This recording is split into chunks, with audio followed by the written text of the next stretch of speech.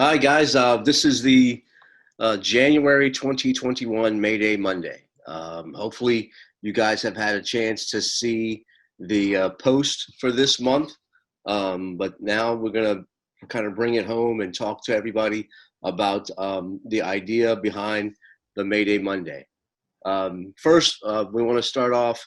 It looks like firefighter was killed in West Virginia. If you haven't been paying attention, he was Senior Airman Logan Young, 38-year-old firefighter with the West Virginia Air National Guard. Fire early morning of the 27th in Kearneysville, West Virginia. Perhaps some stuff going on out there. There was a couple suspicious fires down the street, but unfortunately that morning, Senior Airman Logan Young was killed in a fire. That the United States Fire Administration has a total of 90 line of duty deaths for 2020. I think that includes some COVID deaths. So 90, that's higher than it's been the past couple of years. But at any rate, we want to make sure that we remember everybody who we lost in 2020. With that, today we're going to talk about a line of duty death that comes from Toledo, Ohio. Toledo, Ohio lost two firefighters in 2014 on January 26th, 2014, in a fire. Looks like an ordinary fire. We'll talk with Chief Mike Benadum from the Toledo, Ohio Fire Department. He's here to join us today and be our subject matter expert in the fire. So again, it's the first Monday of the month. That means Mayday Monday. It's also the first day of the new year, 2021. Let's hope that 2021 is a little bit better than 2020. We have it doesn't have to be a whole lot better to be better than 2020 was. But again, Mayday Monday, we are here to learn, to honor, and then to train on what we learn. We want to make sure that these firefighters don't die in vain, and we honor their memory. Right, the best way we can honor their memory is really to learn about their tragedy, and then train to hopefully reduce our risk of the same thing happening. So again, this month the incident comes from Toledo, Ohio. The fire was on January 26th. Toledo, Ohio lost two firefighters there. They lost a firefighter, Steve Machcinski. Chief, is that how you say his name? Yes, it's Steve Machcinski. Steve Machcinski and Jamie Dickman. Like I said, today joining us to talk about this incident is Battalion Chief Mike Benadum from Toledo, Ohio Fire Department, Fire and Rescue. I met Chief Benadum in the FDIC a couple of years ago, where he did a presentation on this very incident. It was a really worthwhile event. And if you're in the area of Chief Benadum, hit him up. I'm sure he'll be happy to talk about what happened. And again, if you're there at FDIC, you're going to be where you're supposed to go again next year too, 2021? No, actually, I'm not this year. I got you. So hopefully that we can get that off, and we can at least go there and hang out together. So Mike, do you want to take a couple of minutes here and tell us about your background? Absolutely. First of all, Chief, thanks a lot for the opportunity. On behalf of our Fire Chief, Brian Bird, it is an honor and a privilege to always have this conversation and try to keep Steve and Jamie's memory alive and help everyone learn from this incident. So again, we're incredibly humbled to have this opportunity. A little bit of background on myself. I've been in the fire service for 39 years. Started out as a volunteer in my hometown in Genoa, Ohio, which is just about 14 miles east of Toledo. Spent 25 years there, retired as an assistant battalion chief, and I've been with the city of Toledo for 28 years this year. Came on in September the 11th in 1992. Came up through the ranks through the years. Spent some time as captain of training, captain of operations, Bureau of Professional Standards, and I'm back in training now as the battalion chief. We've been a fire instructor since 2000 and a medic since '87. Wow, jam-packed there. So you're back in training? Yes, sir. And are you the head of the training then? Yeah, I am. And that started, I've been here a year. So like the captain, when you were there before, there was a battalion chief that was in charge of the captain then? Correct. Gotcha. So let's talk about Toledo Fire Department. How big is your job there? So the city of Toledo encompasses 84 square miles. It's on the western tip of Lake Erie, right on the southern Michigan border. We have a population of about 284,000 people. Our department operates out of 18 stations. The city's divided into 3 battalions. We have 17 engine companies, 2 heavy rescues, 3 ladders, 7 BLS ambulances, if my count is correct, and 6 advanced life support rigs, which we call life squads. And then we operate out of the Special Operations Bureau. We do swift water rescue, hazmat, confined space, trench, water rescue, high angle rope rescue. We have a fireboat, and we also do structural collapse. So we're pretty busy. So I got a map on here. I didn't realize you guys were located like there was so much right around you, right? You're right in the middle there, Detroit, Cleveland, Columbus, and then what's west of you guys? Is there a big town west of you? Not really until you get to Chicago. Chicago. Yeah, you guys are right there in the middle. And you're a lake town, right? I mean, that's on Yes. Lake Erie. We're not right on the lake, so it's a couple miles to the east, but the Maumee River, which runs right through the city, goes right out to the lake. That's a huge lake. I didn't realize how big that Lake Erie is. I mean, my kid goes to school in Buffalo, and when we come home, we go down, follow Lake Erie for a couple hours to get almost to Cleveland, and then go south to Pittsburgh to come back to D.C. That's a huge lake.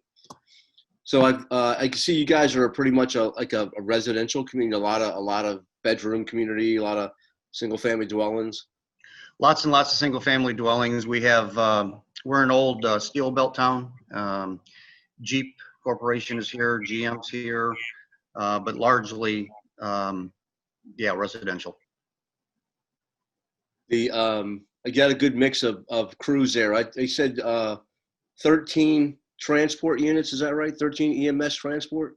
I think we have 7 BLS ambulances is what it is. And then we have 6 life squads or advanced life support units. So that's about right. And those are part of the fire department, right? They're not.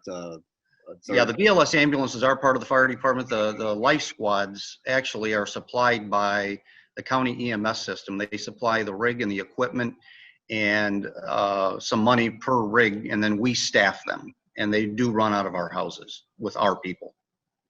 Oh, really? Huh. So they're bought by the other agency, and then you guys staff the units. Correct. And your engines, are they staffed with four firefighters? Yes, all of our engines now have 4 firefighters. And the truck companies have 3, and the heavy rescues have 3 for staffing. That was one of the things on the fire too, right? Was a staffing issue. Yes, we're beefed up quite a bit now from what we were in 2014. Back then, not all of the engines had 4. Some had 3. We just recently upgraded to 4 on every engine. Gotcha. Good. And how many people live in Toledo? Do you know? The population is about 284,000. And size-wise, I mean, 84 square miles. 84. Yep. Gotcha.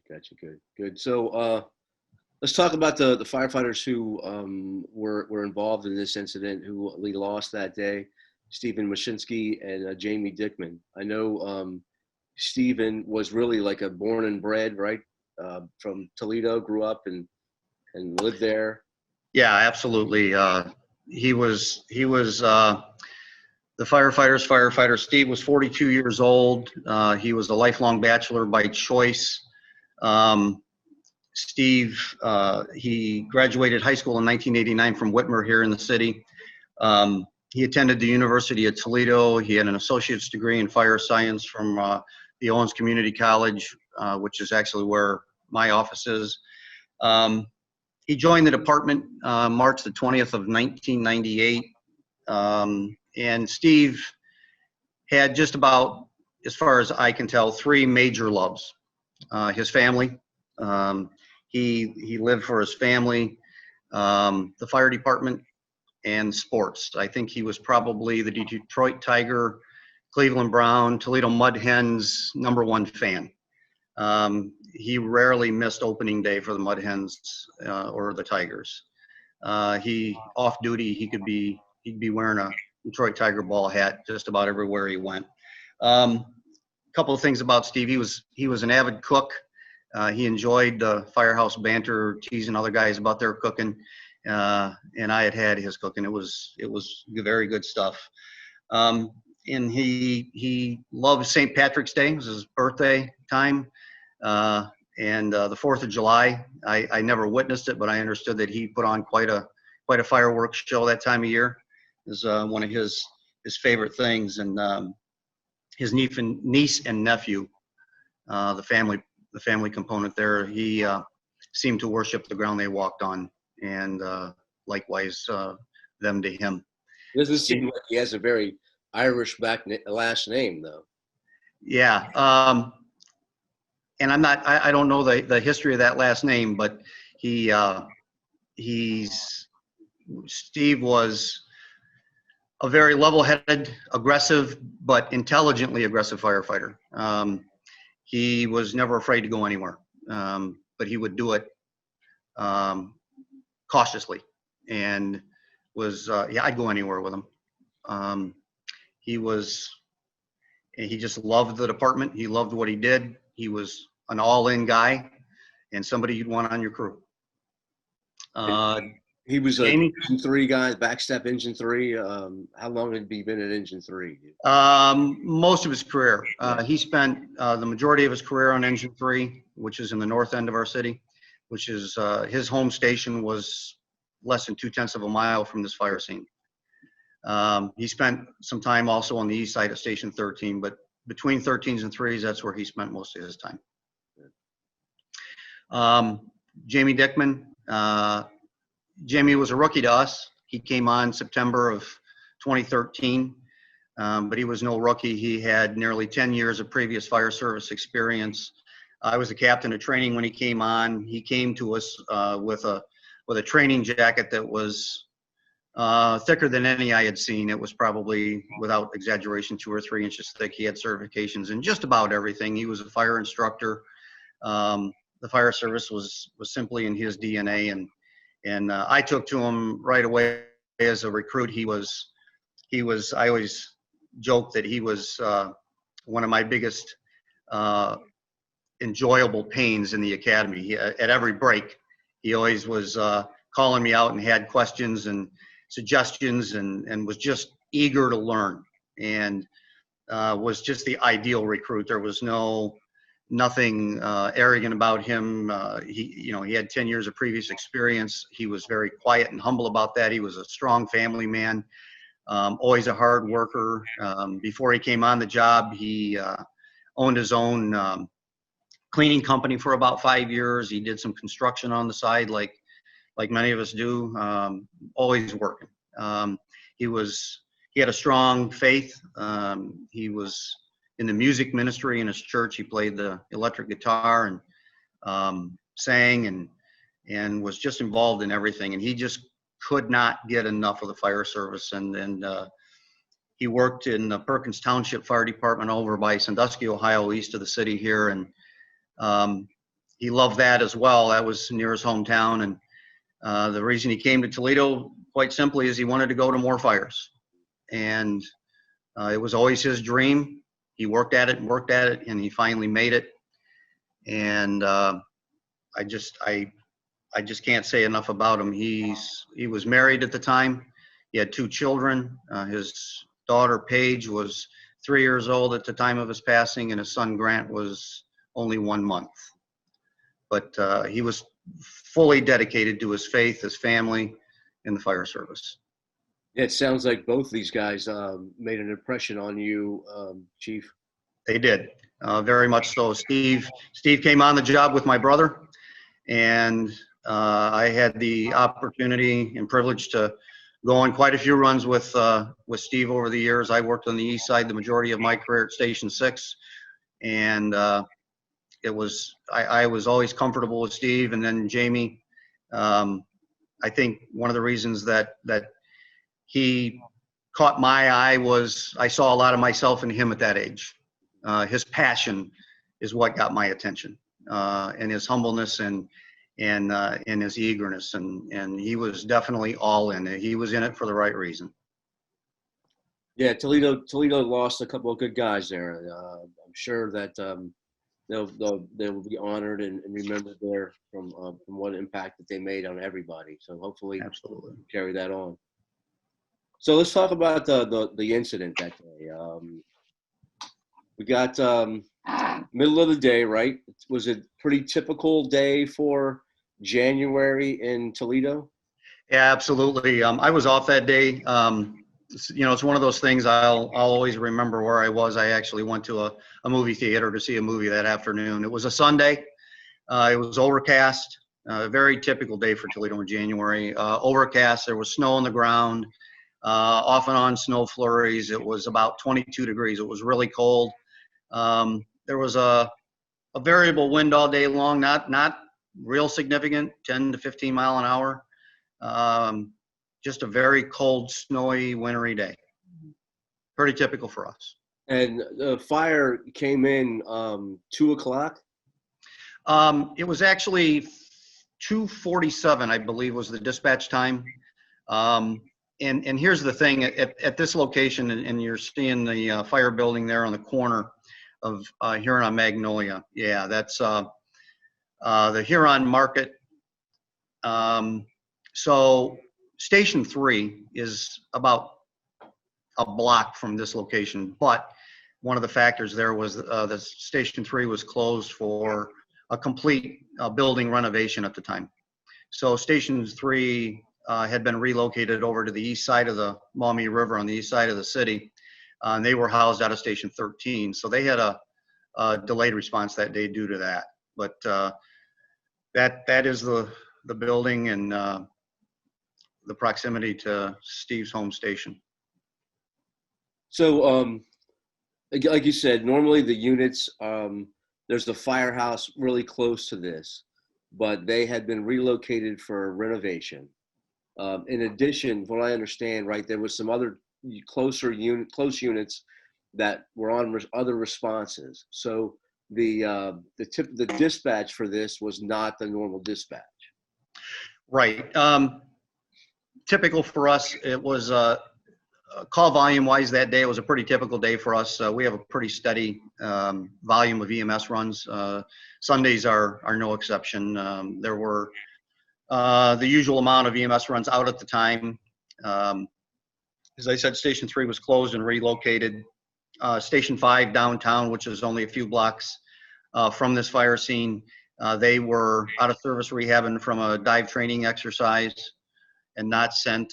Station 6, their medic unit, their BLS medic unit was on another run that carried their officer. Their engine had 3 people on it.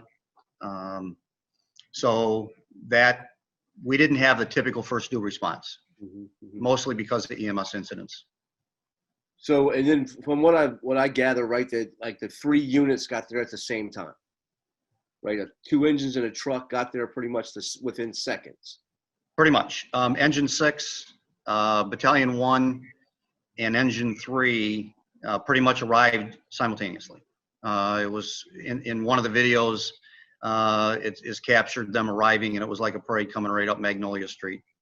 And yeah, they were there at the same time. Engine 3 arrived actually technically first. So the building involved, right? You say Huron Market, is that part of that building? Yeah, so as you're looking at the screen here on 528 Magnolia, the actual fire building is right as you have it documented, that 2-story back end. That is the only building that burned that day. It's all connected. To the right of that, the first red awning you see where your cursor is, I call that the apartment to nowhere. It was a single person apartment. It's physically attached to the fire building and to the Huron Market on the right. But in the interior of that, there's no internal connection to the fire building or the market. It's all walled off. The only significance that had to the incident was that red awning into that apartment to nowhere. That's where we first made entry into the building, and what they were looking for was an internal stairwell to the fire building, because from the conditions that they saw on arrival, they thought they had a Division II fire. So they made entry there, immediately recognized it was a dead end. They dropped that effort, and the officer in Engine 3 then decided to ladder the window that you're pointing to right above the 2 garage doors, and that's where they initially made entry. So the Huron market to the right here is a typical taxpayer thing with the commercial. Yeah, Division 1 there, exactly as you describe, a typical corner market, just to carry out. The above it, apartments, and they were occupied. So from what I read was it was an arson fire. Correct. The owner of the building, he went in that left garage door as you look at this. Very small garage, very cluttered. There was a shelving system on the back or Charlie wall of that garage. He went in there with a container of gasoline, put that on the shelving, lit it off, walked back out, closed the door. He went back into the market and stuck around just to, I think, make sure that his work took off. What was the motive? Was he trying to get like some apartment dwellers out of there, or just to the best of my recollection, Chief, in the trial, I believe it was financially motivated. Yeah. So, like you were leading me down some of my next questions, but we know that Engine 3 parked about right by the red awning, right? Just past it. Actually, they were pretty close to right in front of the garage doors. And then, like you said, that it makes sense, right? That there's got to be a door that takes me up to that second floor. I know, looking at it, I'm thinking, oh, well, that's got to be the place. That's got to be the way to get in up there. And that's what initially Engine 3 and did. Who's the second do 13? So that would have been, 13's engine and rescue arrived pretty much the same time as Battalion 1 and Engine 3. So a couple of those units tried to make entry here. Right, Engine 3 tried to make entry there. They recognized, like I said, immediately that it was a dead end. And then there was I believe, a short collaboration between the officer in Engine 3 and Battalion 1, and the decision was made to ladder that window. So the interesting thing, just for everyone, our audience's clarity, this is all occurring on Huron Street. The other street that you see there is Magnolia at the front of the market. So they came in, all the initial arriving companies came in from, on this slide, the bottom of the screen, and then they made a right on Huron. As they looked across this stone parking lot that you see there where the cars are parked, what they said they saw there was all the smoke was coming from Division 2 of that building. They didn't, as you'll see when we look around, there are no windows on Division 1. So all the smoke they saw was coming from Division 2. There was no visible fire. And it's really interesting because in the audio, about 1 minute prior to their arrival, you'll hear Battalion 1 say that he saw a column of smoke in the area of this fire. Large, dense smoke in that area. 1 minute later, as they roll up Magnolia and first lay eyes on the fire building, the smoke has changed dramatically. It went from that large column the chief saw from about a mile away to what they laid eyes on. It was described as thick, gray, brown, billowing, seeping smoke. They all said it was from Division 2. There was no indication of fire on Division 1 from that vantage point. And unfortunately, one of the things that didn't happen then was that nobody caught that the smoke the chief saw from a distance was much different than the smoke that they saw on arrival. It had thinned out, it had gotten lighter, and they were simply convinced that all the fire was on Division 2 because that's where all the smoke was coming from. Yeah, And that's where they happens. focused their efforts. I'm sure we've all been there. That where you know the smoke is coming out of the eaves, and that takes you to the second floor. So engine six, they came from the same direction too. Correct. So Yep, they all came up Magnolia, and all saw the same things. And remember, I think it's important to set the tone for their mindsets, right? So engine 3, everybody's already stressed out, one, because they know they're coming from a lot further away than their own station. They're delayed. This came in as a report of people in the building, plural, right? So, and we all know when we're going to an apartment fire, especially with a report of people still in the building, the stress level's up, everybody's rushing. We move a little faster. They were moving with that sense of urgency that they needed to. They had the delayed response from the distance because of the icy conditions in the street. They drive by, and actually the address that they were sent to is the front of the market. That's 528 Magnolia. But as they look across and see that it's that building in the back, that kind of led them around the corner onto Huron, trying to get a bigger look at what they thought was on fire, and that led them to this. And that's how they land in front of the fire building. So engine six came, they stopped back here into the rear in this stone parking lot? Yeah, they stopped, and they actually backed in. All of our hand lines come off the tailboard. So they wanted it lined up with that door that you have pointed out there. And it's hard to see there, but to the left between the black and red awning is the wooden stairwell that leads up to the Division 2 door inside Delta where engine 6 made entry. That's the view they had as they drove by and came around onto Huron. And from this vantage point, as I said, all of them said that all of the smoke was on Division 2.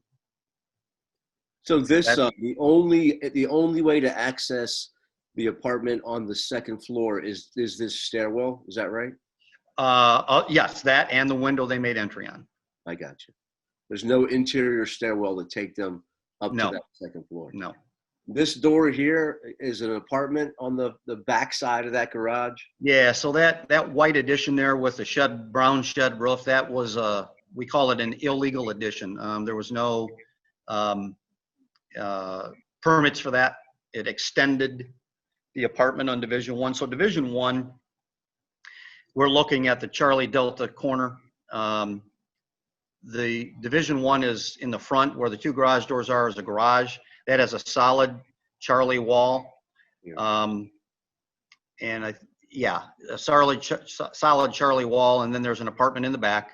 And what they did with that apartment is just extended it out. And that shed roof was all open, vacant space, a cock loft more or less. There was no insulation. It was just 2x4 framing and some drywall and some siding on the outside. So, and it was real shabby work. It wasn't proper construction by any means. This was kind of a cathedral ceiling then. I mean, that was what. Well, there was a ceiling in it. So there was a space above the false ceiling. I got you. And the cock loft ran all the way to that shed roof. The garage wall on side Charlie did not totally meet the ceiling, and that's how the fire got a really good head start. It went straight up that shelving, over the wall and into the cock loft. Right on the other side of that Charlie wall where your cursor is, in that immediate area was a bed and a television, and the female occupant, as I recall, it was lying on that bed watching television. She heard the left garage door. She didn't know it was the left garage door, but she heard the garage door go up and down twice. She heard somebody in the garage, and within seconds of him lighting that off, she had smoke and fire over her head. And that started the evacuation process of the occupants. So to switch to the second floor here. So this is, the fire was, again, set on the first, the back side of the garage. Yep. But indications when they got there, again, was was fire on the second floor. So from the front, the only real access is the window. From the rear, they had the exterior stairwell that came up to this door. Correct. Engine 6 eventually made entry there. That's correct. And then back to the fire here. So this was engine 3, and then was it 13? 13's officer took a position there. Correct. After 3s went in the windows, 13's took a line upstairs, or I'm sorry, up the ladder to the window, and basically the officer from engine 13 had the position that you see there in that picture. So engine 3, they didn't see any fire yet. They just saw heavy smoke. So they advanced the dry line up there, and then when they got a little bit deeper, called for water, saw fire. Yeah, exactly. So when they decided to take the window, they laddered it, grabbed the hand line off the rig. Jamie went up first. He had the line over his shoulder, took the window out. They had some pretty significant gray smoke coming out of the window, but no visible fire, no appreciable heat. And then think about Jamie. This is honestly his first good working fire. He goes in the wind. He sounded the floor apparently, went in the window to the right, followed the wall, and then followed the delta wall towards side Charlie. Steve went in very shortly after him and followed him. The officer on engine 3 went in the window. He stayed right inside the window and kept feeding them hose as they advanced. You'll see that window there to the left of the delta door. That had no significance whatsoever. It was just there, and I believe it was boarded up. So they crawl along that delta wall, and as that's happening, engine 6's crew takes another line up that outside stairwell, and they get to that delta door on division 2. That's a screen door that opens. The interior solid core door was a little bit ajar. There was some smoke coming out of that. They opened that up, and then dense dark smoke came out of that. That was about the point where conditions started to change dramatically for the worse. Because as Jamie, if I back up a little bit, as Jamie, the first one up the ladder and in the window, as he goes up, that left garage door is opened by 13's crew before he takes the window. So that's a huge flow path into what ends up being the seat of the fire. He then takes the window out. Of course, that's another flow path. Some pre-existing flow paths right above the window of entry is that little cockloft vent that was there. And then on the Charlie wall, Division 1, was a big vent in the back wall of that illegal addition on the back. And that wasn't very well sealed up. So that is a pre-existing flow path. So basically there were 3 pre-existing flow paths into this thing: that vent on the Charlie wall, the vent above the Alpha window, and the slightly ajar Division 2 Delta door. So now we pop that door open. Smoke conditions change dramatically. Heavy, thick, black smoke comes pouring out. Some flames lick out the top of the door and disappear. They recognize that, but the kid on the nozzle had 13 months on the job, and it was pretty much his first serious working fire on the nozzle. Their line is dry at this point. They call for water. They advance in. Didn't have any appreciable heat, but visibility was pretty much zero right after they got in that door. Steve and Jamie crawled past them right in front of them and disappeared into the center of the room. We don't know why they did that, because we didn't have the privilege of interviewing them, but we think that they probably saw a glow and chased it. The reason we think that is right after engine 6 got a little bit of water, they made a right-hand turn inside that door and followed the delta wall, and they got in about 8 to 10 feet. And then they saw a huge glow on the Charlie wall. encountered high heat. They didn't have very good water pressure. They opened the line. The line flowed a little bit of water. It immediately sizzled really loud, they said, darkened the fire down, but they said that the heat tripled. The acting officer was swatting at his left ear, thought maybe that his head was on fire. It was unbearable. They didn't have sufficient water and knew it. And like the firefighter on the nozzle said, you know, I haven't been in enough fires to know what hot is, but I couldn't take it. It overwhelmed us like very, very quickly. So they backed out.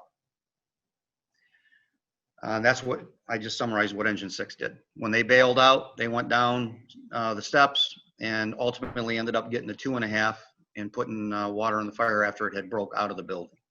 Now, that was about the time, right, when they made entry and went in a few feet. I did hear the chief, a second chief, right, on the audio. He reports pretty heavy smoke coming out of that second floor. Correct. So Steve and Jamie are advancing the officer. Battalion 3, he was on the air. He was returning, I believe, from an auto extrication somewhere else in the city. He heard this fire developing and assigned himself to it. So when he arrived, he entered through that stone parking lot off the Charlie Delta corner. And pretty much at that point, and in the few seconds after his arrival, is when the conditions changed really, really for the worse. And there was now visible fire starting to break out of the addition on the back.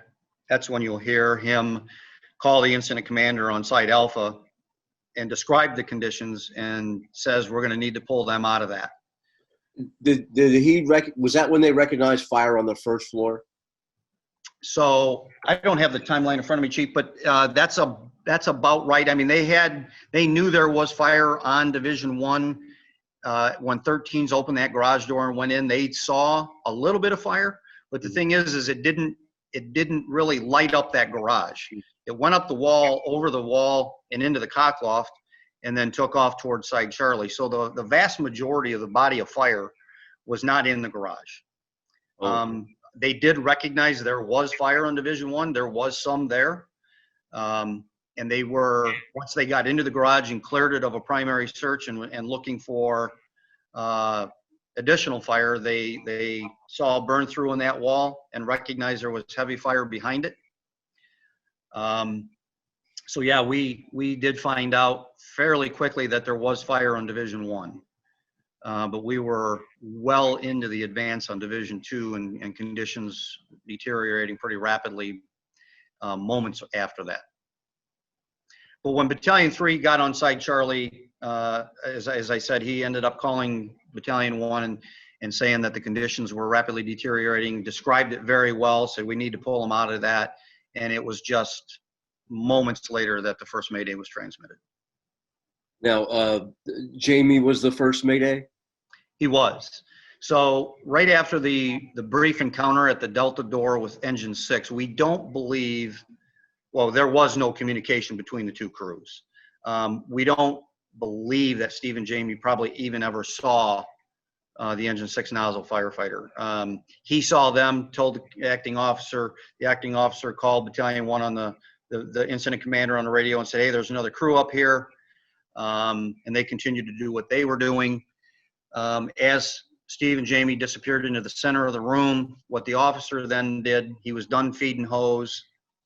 He turned around and he followed the line up to them, but he got just a couple good crawls. Now we're talking about the Alpha Delta corner where he is.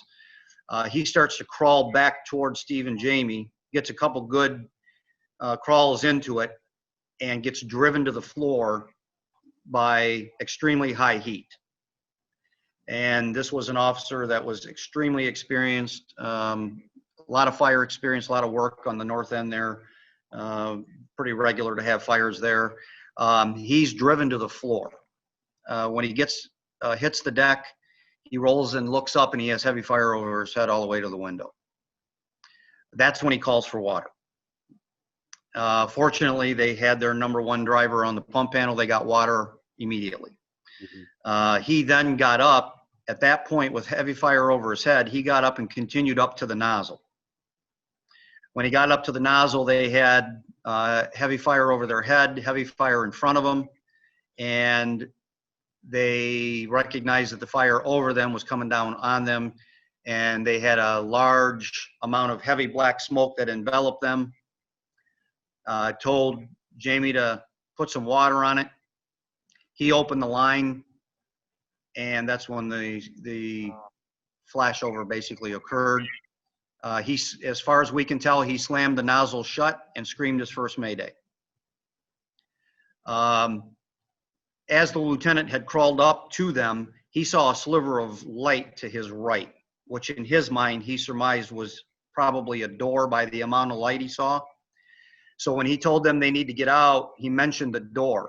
We have no way of knowing if Steve and Jamie knew about that door, because the smoke was really heavy when Engine 6 went to make entry in that door. So the officer bails for the door. Actually, if I remember the timeline correctly, it took him 8 seconds to bail to that door and out onto the patio where he declared his first Mayday. And you can see the Alpha Bravo corner there. There's an X. That's where Jamie was found. Now, we're piecing this all together because obviously we didn't get to talk to Steve and Jamie, but the company officer from 13s was on the ladder at the window when the significant fire event occurs. Black soot, tar, heavy smoke, and high heat blows out in his face. Now, he had all of his PPE on, his face piece and all of that, and it forced him down the ladder. He's also a very experienced inner city firefighter, and he had made the comment at one point that the heat that blew out the window at that moment was some of the hottest he had ever experienced. In those moments, he heard at some point what he thought was someone running inside the window. He's yelling in the window for Engine 3 to get out. He also said that he had heard a small explosion. We believe that that was Steve or Jamie's SCBA failing. So from those, and he never saw Jamie, but he thought he heard somebody running towards him. Again, we think that was Jamie based on where he ended up. There was a bed in that corner. He was found very near that bed. We think he ran into it and fell short of the window by about 3 feet. We think the explosion was his SCBA failing. You know, one of the questions I get asked a lot is if you believe that Jamie stood up and ran, why do you think he stood up and ran? It's pure speculation. If I were to try to give you an answer to that, I would say, based on what I know from studying flashover survivor stories, that and what the officer in this instance described, high heat, unbearable heat, fire everywhere. I think his natural instinct was to get out. I think that the only point of exit that he was aware of was the window he made entry in. I think that in that moment, and understanding from survivors explaining that one of the things they experience the most is spatial disorientation. It's possible that he got disoriented and he just wanted to get out. I wasn't, you know, I mean, I can't imagine the amount of heat he felt. He stood up and he ran. He ran into the bed. He got stuck there. He made one more Mayday and died right there. That's the best we can recollect as to why he did what he did and ended up where he did. Steve, he ended up right where the other X is. That was his original position. He was, as far as we can tell, the forward-most member at the time of the fatal event.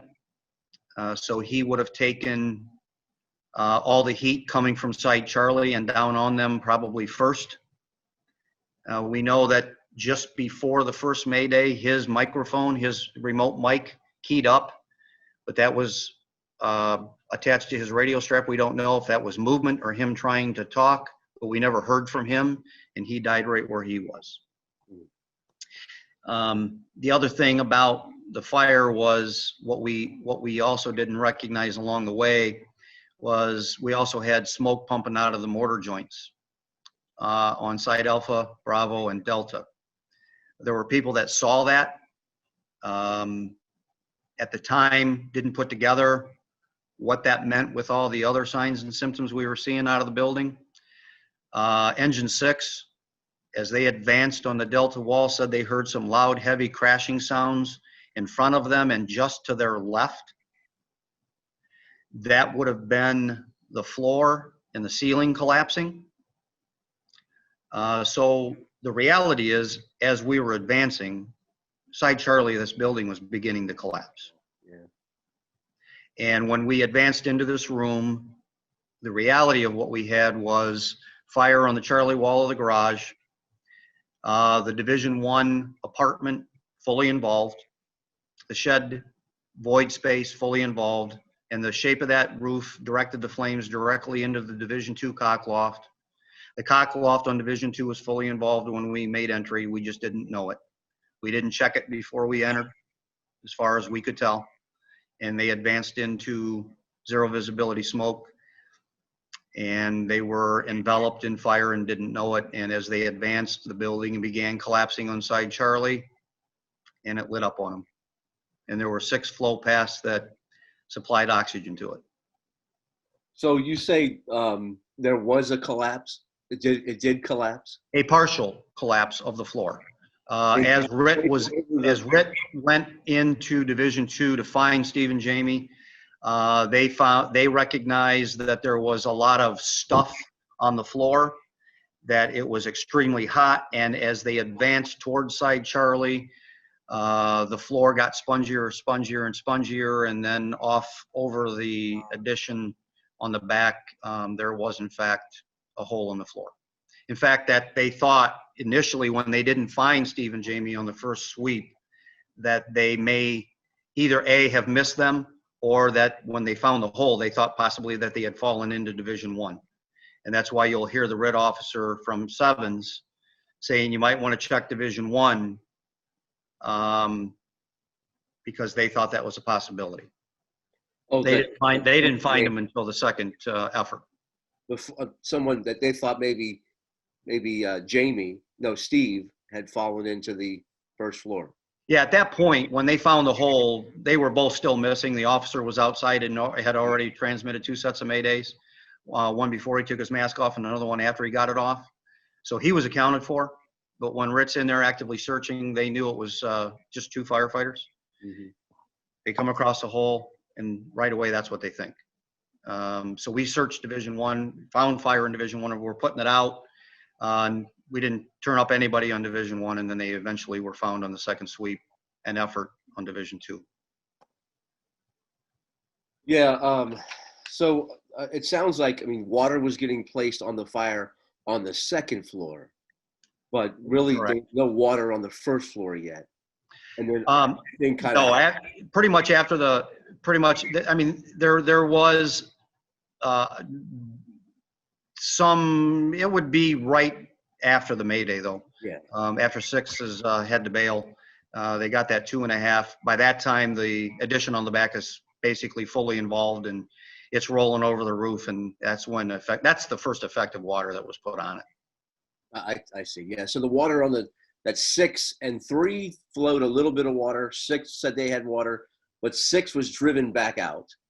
Yeah, 6 was driven back out, and we the water pressure they had was totally ineffective. And 3 put a little bit on, but then then the event happened. Yeah, it flashed over as he opened the nozzle. Yeah. And his instinct was to slam it shut and bail. Absolutely.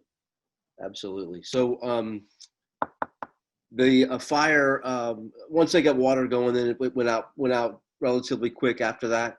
Yeah, it was first floor, second floor. From all accounts, the 2.5 did its job, and it was a pretty easy extinguishment after that. It went out pretty quickly. So both Jamie and Steve were transported to the burn center. Yeah, Jamie was found first up in that Alpha Bravo corner and removed. And he was removed out of the Division II Delta door, as was Steve. But Jamie came out first. He was transported to St. V's, our level 1 trauma center, burn center downtown. When Rick came out was Jamie. They were out of air, physically and emotionally exhausted. They were literally scared for their lives during that operation. They said the heat in there was intense. They knew that there was instability to the floor. So we didn't have any other ready resources on the scene. So they were forced to bottle back up and go back in for Steve. And then just a few minutes later, they found him and brought him out the same door. So you guys set together a committee, a group to review the fire, learn all of these things that we talked about, and then perhaps come up with some ways to not have it happen again. Learn from the tragedy. Absolutely. In your report here, you guys came up with these 12 findings. I'll quickly talk about them. Fire intentionally set. We talked about that, right? So that's going to be even worse because they want it to burn. The guy wants it to burn. Absolutely. Right? He's going to find some place that's got some fuel load and light it on fire. Delayed response could happen. Again, listening to it just so happened that Engine 3 was going over renovation, right? You didn't move them outside the city. They were still had a pretty short response time, but imagine how much different it would have been if they had been in quarters. Absolutely. And on that delayed response, an additional factor, there was a closer bridge, but it was closed for painting. The Ohio Department of Transportation was painting the whole bridge. So they had to take a further bridge. Yeah. It happens. Yes. Yep. It happens, right? Building configuration and 360 scene survey. The building configuration, I mean, they thought, right, it was going to take them, this door would take us to get up to the fire. And then when they met that roadblock, they make it access through a window, which is not the best ideal thing. But if you're going in there with a charge hand line, chances are you don't have to come back out real quick. You should be able to put the fire out, but then not knowing that the fire was below them really set them up. So building configuration, 360. When you guys set out your guidelines, who's is the first arriving officer responsible for a 360? So yes. So now we do redundant 360s. Every first arriving company has to do a 360. If they can't, because of whatever, the large footprint or obstructions, they have to get somebody else to complete it for them. The first arriving BC has to do his or her own 360, first arriving safety officer. Those are all, and the RIT team has to do a 360 as well. So now those are 4 360s that are done automatically at every fire, and are at the time of this fire, it was just RIT was expected to do a 360 and set up. The chief thought that he did have eyes on 3 out of 4 sides of the building by the time he walked up to side Alpha. And it was just a look around the corner on side Bravo to complete a 360 here. But at that time, we didn't have the redundant 360s. And we were just implementing 360s to begin with. And here we had basically a 280 completed by the time we made entry. And one of the things here that was not necessarily a barrier, but the footprint of this building was pretty large, and we had some obstructions off the the Bravo Charlie corner fence and some trees that would have prevented it anyway. But yeah, it was technically not a complete 360 by the time we made entry.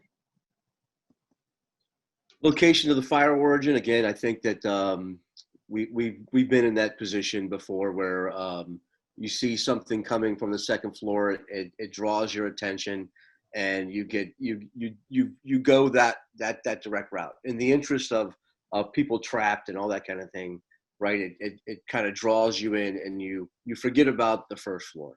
There's Yeah, nothing. and remember at this fire too, right as we're completing the assessment in the initial deployment, we have the occupant on Division 2 walking up to the incident commander, pointing upstairs, telling him that the fire's in his kitchen, right?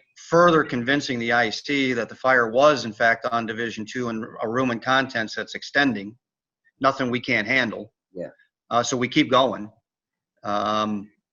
And yeah, we got caught up in going to where the conditions were presenting themselves. Yeah.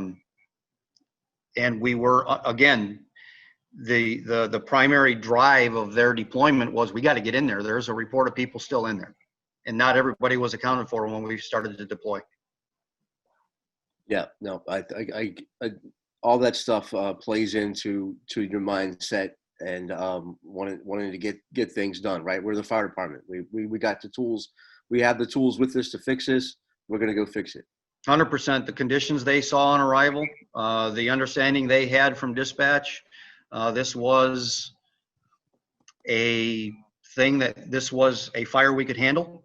Mm-hmm. And we've always prided ourselves on being an aggressive interior attack. Go get them, fire department. If there's people in there, we're going to bring them out.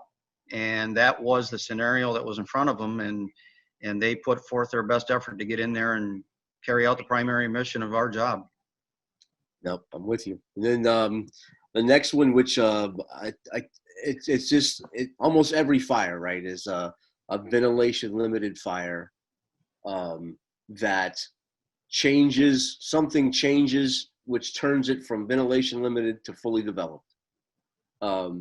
This one, again, right, in the interest of getting the place opened up, looking at every place, every inch of the building we want to get into, right? We start opening it up.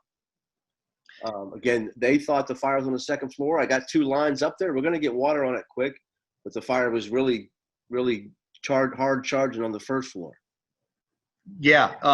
So obviously this was, like you said, it was like many fires, a ventilation limited fire. I think, not faulting any of our responding crews, but, and it's easy to Monday morning quarterback this thing. But when you have a battalion chief reporting a large column of dark smoke under pressure from a mile out, and then 1 minute later we arrive and those conditions are much, much different. Gray, brown, billowing smoke under a wind condition, that screamed ventilation limited fire. It screamed that, and it hadn't broken out yet. And when you look at the building, the type of building it was enclosed. The fire hadn't broken out yet. It was in the early decay stage with just a few little pre-existing flow paths, and then all it needed was oxygen. And then that's what we gave it from multiple directions. And we, in the moment, in the stress of the moment, in the stress of attempting to get in there and find the victims that were supposedly still in there, the fact that this was in the early decay stage and was ready to basically just light off when oxygen got in, I don't think it clicked in the moment. I think their primary focus and mission was rescue. And the conditions that they actually laid eyes on, they see hundreds of times a year. And and they even said, it didn't look that bad. Yeah, it's a working fire. We see smoke like this every day. We got people in there. That's a survivable space. We're going.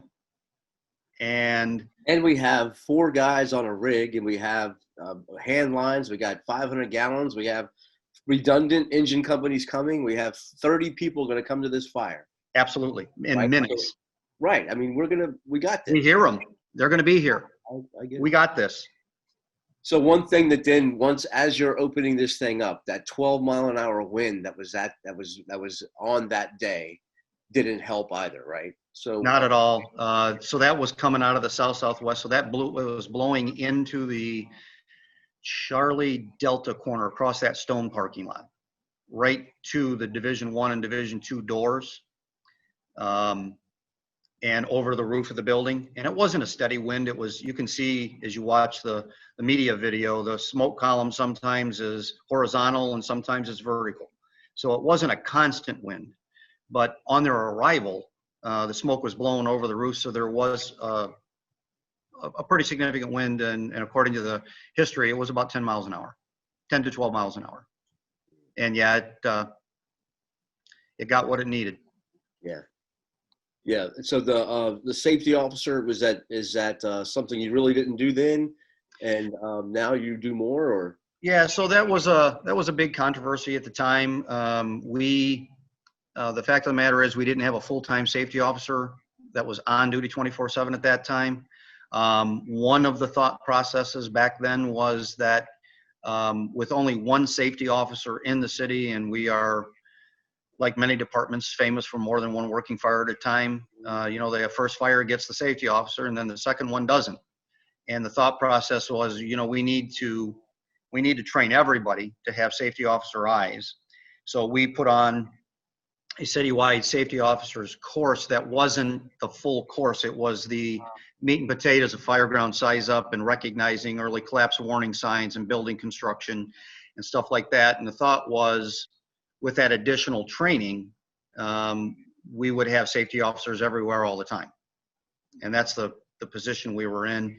And the first due company officer arriving without a chief would typically at that time stay in the street, take command, and act as command and the safety officer until somebody else could be assigned that position. Here, the battalion chief arrived simultaneous to the first company officer.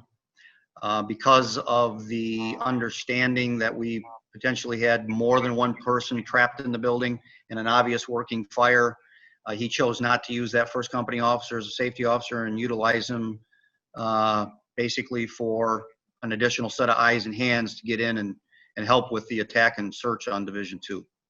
So the safety officer that was assigned was a later arriver. And by the time he arrived, completed his 360, we were moments away from the Mayday. And then basically when that safety officer walked around to side Charlie, he met up with Battalion 3. And that's right about the time the Mayday occurred. So now you have a shift safety officer? We do. We actually have a administrative safety officer that works Monday through Friday for 8 hours. And then we have a full-time 24/7 safety officer on duty citywide that responds to every incident, every fire that we have. So yeah, that full-time safety spot is back. Yeah, good. No, I do believe that everybody's a safety officer, right? But we also have other jobs. So you might get your focus on this, but everybody should be. But a lot of that goes into mindset and your training and your preparations and that kind of thing. So yeah, I agree with the training that we got. I think it's still critical to have a designated safety officer who isn't going to end up task focused. When you give me attack, I'm going after the fire. Right. And once I cross the threshold of that window or door, my size up's over, on the exterior at least. And I'm going to focus on getting the fire and putting it out or whatever my assignment is. But yeah, I think it's important. It's good to have the additional training, but you can't expect every firefighter who's been given a task to continue to read the building like the IC and a safety officer dedicated to that spot to do. Right. Have that global thought, right? Absolutely. Everything that's influencing that in the safety ideas. So. Yep. So communications, I know, listening to the audio, there was a lot going on, right? A lot of units were given messages. Yeah, it was a typical fireground. So we do, some people call them attack channels. We have a fireground channel.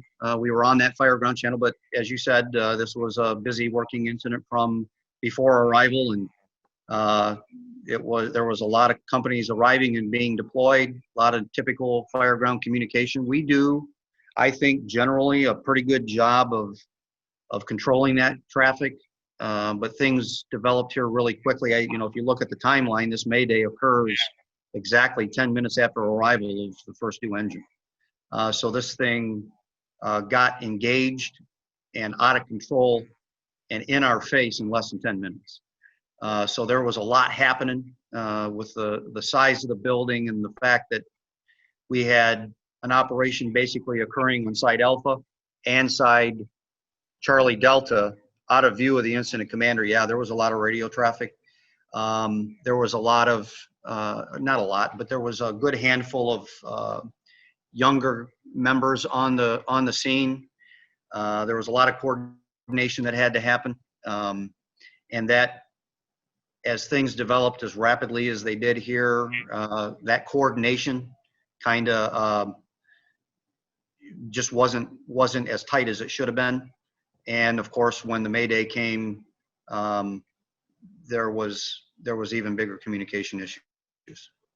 So is that something since this? Has there been an emphasis on using the radio, members being familiar, getting in their comfort level, that kind of thing?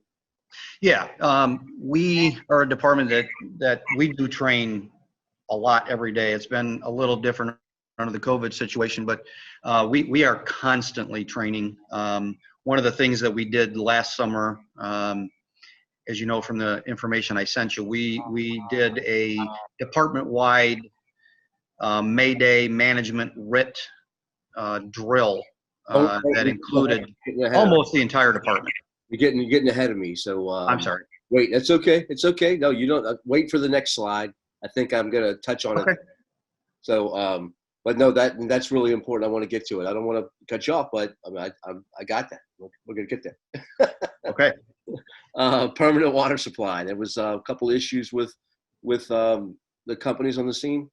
Yeah, there were. When Engine 3 arrived, they pulled up right in front of those garage doors, as we discussed, and did not lay in. So Engine 13 ended up handjacking a water supply line up to them from the hydrant on the corner of Huron and Magnolia. Engine 6 also did not lay in. They came up, backed into the stone parking lot, and immediately went to work deploying their hand line. And there was a hydrant right on Magnolia just before that stone parking lot, just a few feet down in front of the residents behind the place there, that they could have taken and laid in. But neither engine 3 or 6 laid in. Those water supplies were established. Well, 3's was established almost right away as they're making entry.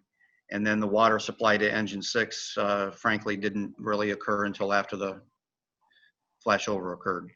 Is that something your guidelines outline, is that they should be laying out on the way in? Yeah, especially if you're turning into the block and you got significant working fire conditions. We don't try to 100% lock everybody into always doing that.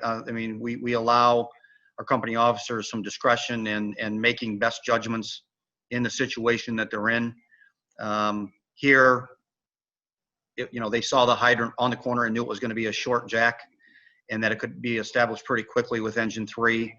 And with rescue being the priority, I think they thought that they could, as long as everything went as planned, get that done relatively quickly. And as it turned out, it did happen pretty quickly for Engine 3, but not Engine 6. But typically, yeah, if we got a good working fire, we'll usually at least wrap the hydrant and lay up. Yeah, well, how big are your water tanks? 500 gallons. Yeah, okay. Vertical ventilation was an issue? I'm sorry? Vertical ventilation was an issue? We listed it because we assigned vertical ventilation, but truck 17 was unable to get on the roof. They positioned themselves off of the Alpha Bravo corner. They got the bucket up and tried to get to that roof. As they did that, as I said, the smoke or the wind was variable, and the majority of the smoke was blowing right into them. And there's various pictures and some video that you can see where the majority of the time they are completely enveloped in zero visibility smoke. So they were mostly, once they got elevated, they were mostly unable to move the bucket to the roof where they could get on it because they couldn't see, and obviously didn't want to hit the roof or damage the truck. And then by the time they would have a couple of seconds in between the smoke blowing in their face and around them, it was just a couple of minutes of trying to do it again that fire broke through the roof and the event occurred, and they decided it wasn't going to be possible. So they never made the roof. Is that again a pretty common thing for roof vertical ventilation in Toledo? Depends on the situation. Okay. Indications here were, the chief clearly, he wanted the roof open right away. He thought that the fire was getting up into the cockloft, and in fact it had, and thought that would, give them significant relief inside. It was a situation where I would have wanted it open as well, but visibility was a reason they gave us for not being able to get up there. Yeah. And if you look at the footprint of the building, a lot of folks ask why didn't they go upwind and set up off the stone parking lot. I think it was an access issue. Engine 6 was already there, and that was the best spot that they thought they could operate. No, I do see a good picture of them operating there on that Alpha Bravo corner, and then like you said, some heavy smoke that obscured their operation. So, gotcha. And backup lines, is that have you emphasizing that more now? Is it absolutely? And we were then. Every attack line requires a backup line. Technically, Engine 3 did end up with a backup line. The officer from 13s went up the ladder with a line, and he was there for backup purposes. Thought that he, if necessary, could flow water into the overhead and take care of any backup issues there. But it was in the report because Engine 6 was never given a backup. That was a second attack line, and every attack line requires a backup, and we did not provide a backup line to Engine 6. Right. Would that have made a difference? We'll never know. Yeah, no, I get you. Uncharged hose line. I know Engine 3 made entry with uncharged hose line. Yeah, so this made the report. It was a 3-person panel internally, myself, the deputy chief of training at the time, and the battalion chief of training. The fact is, when both Engine 3 and Engine 6 entered the fire building, they did enter with dry lines. In fact, Steve and Jamie made it to their final position, basically, with a dry line. And we had very serious working fire conditions at that point. Yeah, both lines ended up flowing just a scant amount of water. But to go into those kind of conditions dry, believing the fire's on that floor, you're taking your life in your own hands. You're betting that you're not going to be wrong. You're betting that your size up is spot on and that you're not missing something like significant fire in Division 1 below you, like we did here. It's a very dangerous practice. We require, if we have working conditions, that line be charged. It's the only way you're going to fight yourself out of a situation like this, other than to run through flames. And I noticed in the report you talk about the normalization of deviance that we got kind of born out of that shuttle explosion thing, right? That was talked about from that. And we've seen that in other reports. I know that was a big recommendation from Oscar Armstrong's line of duty death in Cincinnati years ago, where they had kind of gotten into that, they gotten a lot of companies that were busy. They stretch a dry line, get themselves in a position, and most of the time it works out, right? Absolutely. And we fell into that, Chief. Especially our inner city companies like we had here, they get a lot of work. Very good at what they do. Very good at what they do. Very confident. And you're right. Almost never is there a consequence. Right. You can advance a line through 2 or 3 uninvolved rooms. It'll be faster.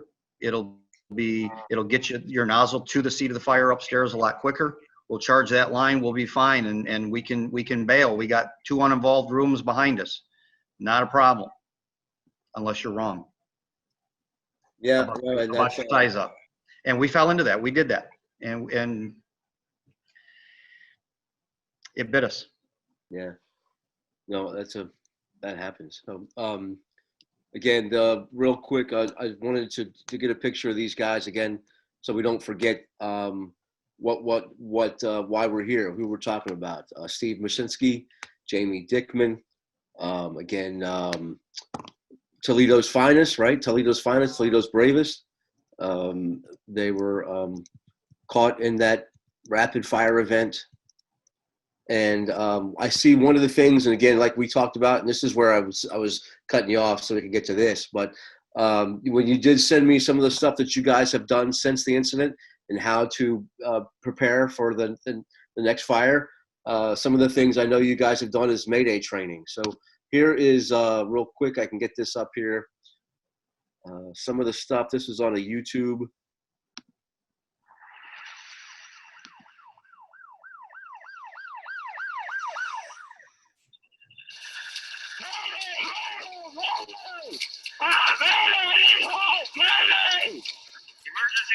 Emergency traffic, clear this channel for a Mayday.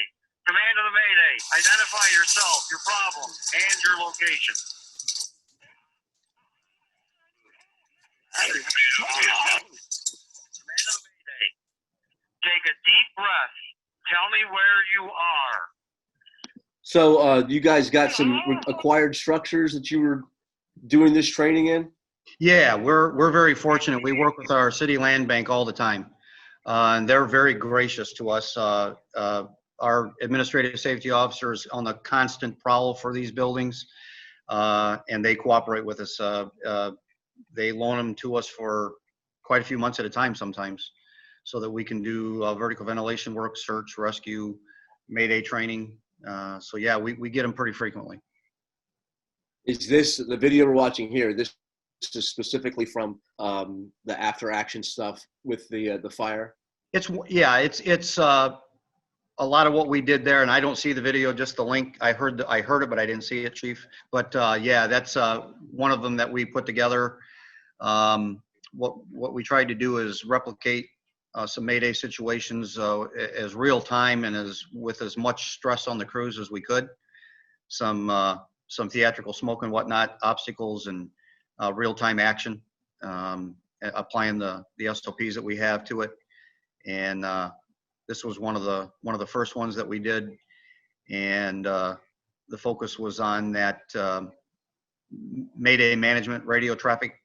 And what we try to do now is we try to get, once a Mayday is declared, we as you heard, we do emergency traffic, clear the channel. We've taught everybody the best we can, I think, on radio discipline during that event. And once the Mayday has been declared, emergency traffic's declared, their channel's cleared, dispatch handles the additional alarms that we have coming. And what we want our incident commander to do, if the Mayday members are able to communicate on the radio, we want the incident commander to focus in on them and coach them through the incident with some very specific, simple questions and instructions. From all of the, we relied very heavily on Chief Abbott's Mayday project for information, and we dissected that over months and months and developed some things out of that. I think we learned an awful lot from his work. And what we found is that in a Mayday situation, that firefighter, if they're able to talk, they're going to be nearly panicked. And the IC's job is to bring that person out of that thing alive. And we want them to focus on the member, coach them. We know from the study and from all the other study that we've done is if we can get that member's attention, get them to focus on our voice and follow simple directions, we exponentially increase their chance of surviving the event. But if we can't get them to pay attention or get their attention, it's going to be a lost cause. So the primary job of the IC after they clear the channel is to make contact with that member and coach them through it. And then there's the RIT teams doing their thing. Good. No, that's good stuff. Really good stuff. Again, most of these things born out of tragedies, so that we can honor their memory, so we can learn about them and train and hopefully keep it from happening again to our members. Couple things. One thing I just want to wrap up with you, Chief. Is there one or two things from the incident that you think the fire service can take from, something that you might emphasize? Yeah, Chief, there's actually, I mean, I could talk about this all day. There's a lot to unpack with that question, but I came up with 3 things I think are significant and that we constantly stress here. The first one is the value of that 360 size up. That is fully implemented here now. We do it redundantly, like I said earlier. Right along with completing that 360, you got to get it. You just got to. In this instance, the side Charlie of that building was not of the same construction as the rest of the fire building. That's a surprise if you don't know that. It's fully involved in fire, just hasn't broken out yet in our case. It's absolutely essential to see that before you commit. So that 360 is hugely important. Right along with that, what we do now, we instituted a first do fireground size up program out of this. And we standardized our size up approach. On this day and prior to January of 2014, we had the Multiplier Syndrome. What we did was we would arrive like we did here and look at what we have and focus on the conditions coming out of the building with no real standard approach. We've standardized it now. Now we size up every building fire we go to from the ground up.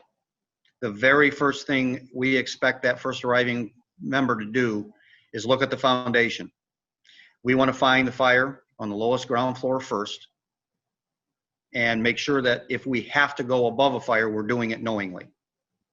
So a standard approach to size up is critical. Not just doing a 360, you got to do it in a standard fashion. Ground up. You want to find fire on the lowest ground floor first. If we had done that to this fire that day, we would have opened that Division I Delta door and been met with heavy fire. We did it on site Alpha, but not in an organized fashion, and we were already committing to Division II.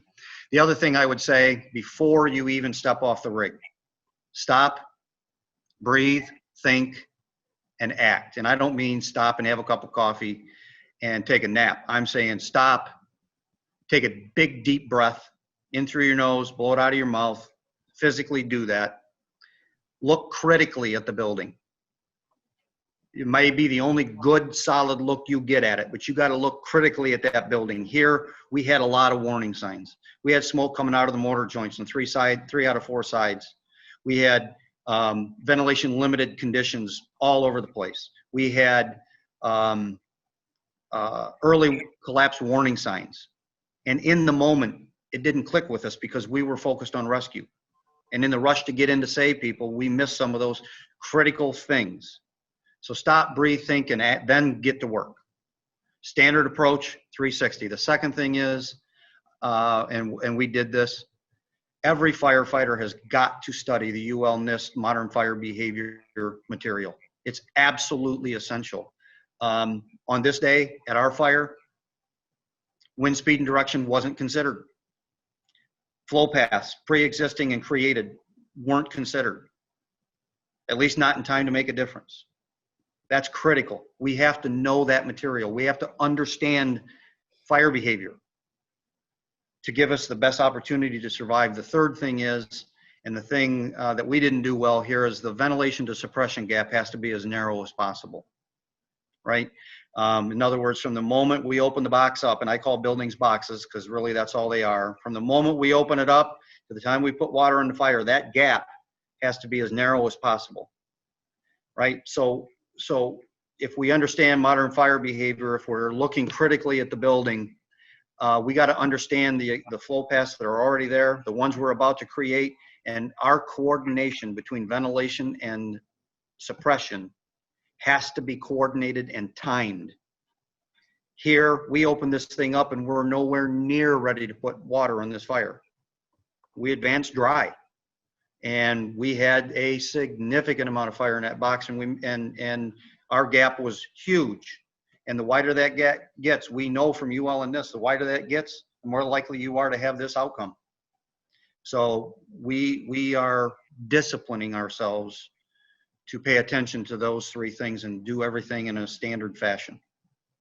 I think those are the three biggest things I'd like people to focus on and walk away with.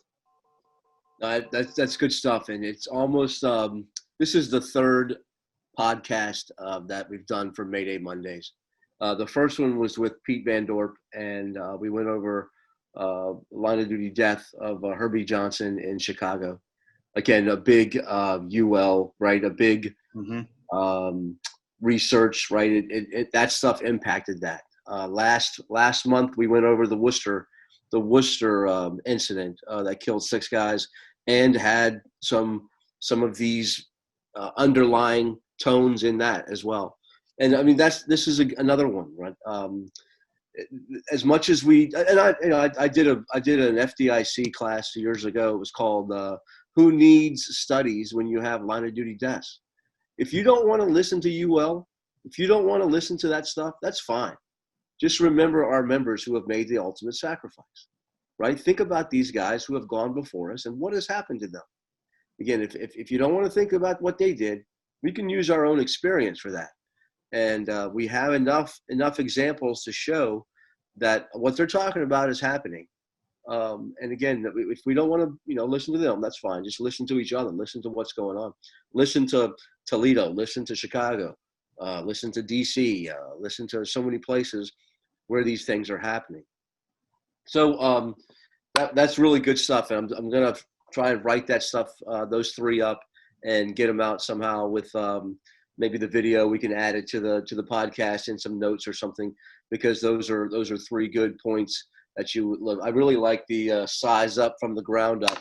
That could be like a slogan for your next class. And Chief, I want to add in too on that point. The other thing is, when you pull up, you have to recognize that you have a high risk, low frequency building. Here's the thing. When we looked at this from top to bottom, what we did to this building, and this was a high risk, low frequency building, large, multi-use, multi-entrance, on an intersection, broken up building. That's not our typical fire. Our typical fire is a single family residential house fire. And that's the mindset that we approach this with. And you can't do that. You got to recognize right off the bat arriving, this is not our usual fire. You don't want to go to a bowling alley with a house fire mindset. And it's critical. We taught the high risk, low frequency stuff from Gordon Graham, right, to all of our members. And what we require them to do when they stop in front of that building is exactly what I said. Stop, breathe, think, look critically at the building, recognize high risk, low frequency, adjust, act accordingly, and then go to work. You got to slow down long enough to understand what you got. You can't just go smoke. It can't be the smoke, fire, go mentality, because you're going to miss critical stuff. You got to stop long enough to understand it. I think Andy Fredericks, right, New York City firefighter, died on 9/11. Great speaker, great lecturer. He talked about take the time to make the time. Absolutely. Take that time, take that extra couple of seconds to be more efficient. It'll pay dividends in the end here. So something that I missed, I wanted to let me go back to share my screen. My PowerPoint.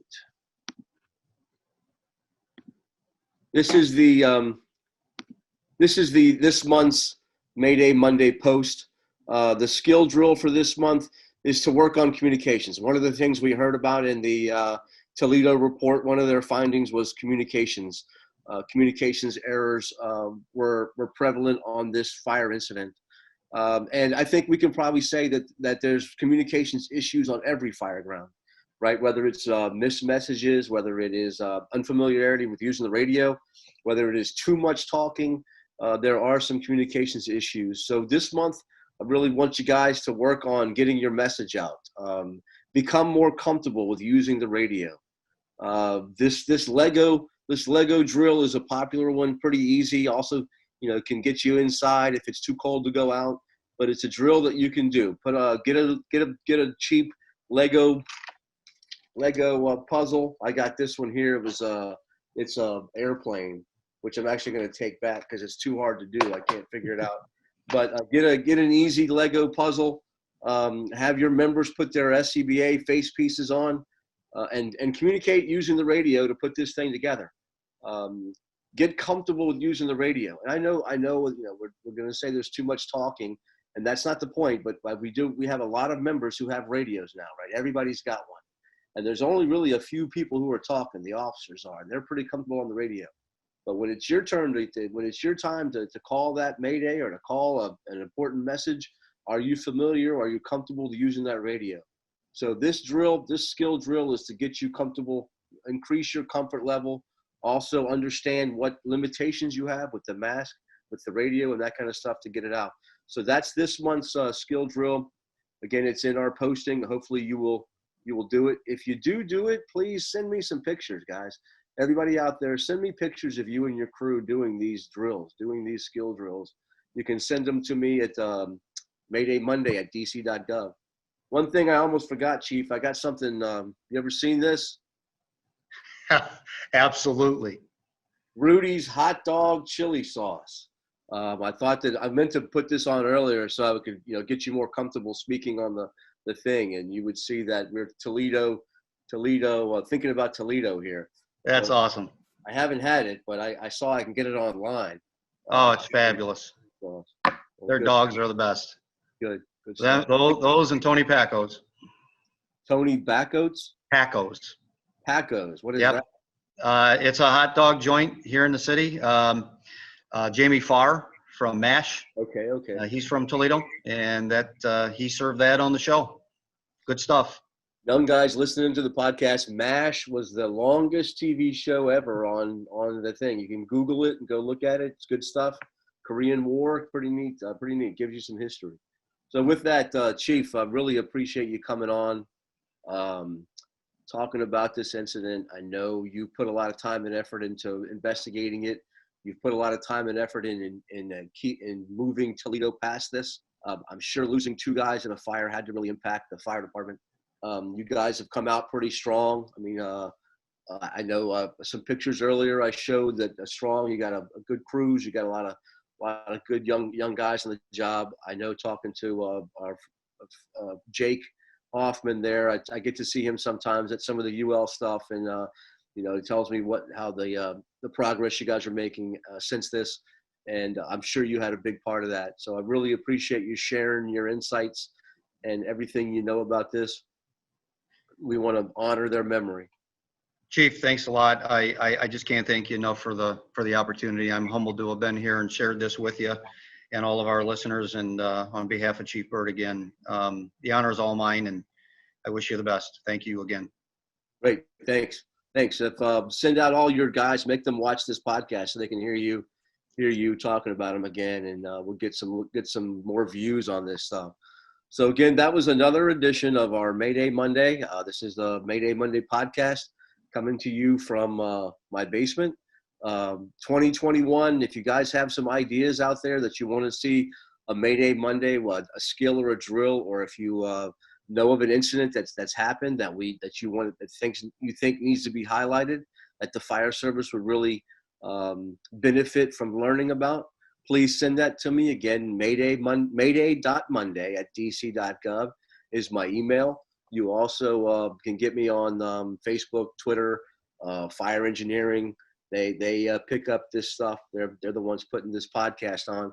So Fire Engineering on their Twitter or Facebook page, you can get messages to me if you have any ideas. But thank you for listening, and hopefully we'll see you in the February Mayday Monday.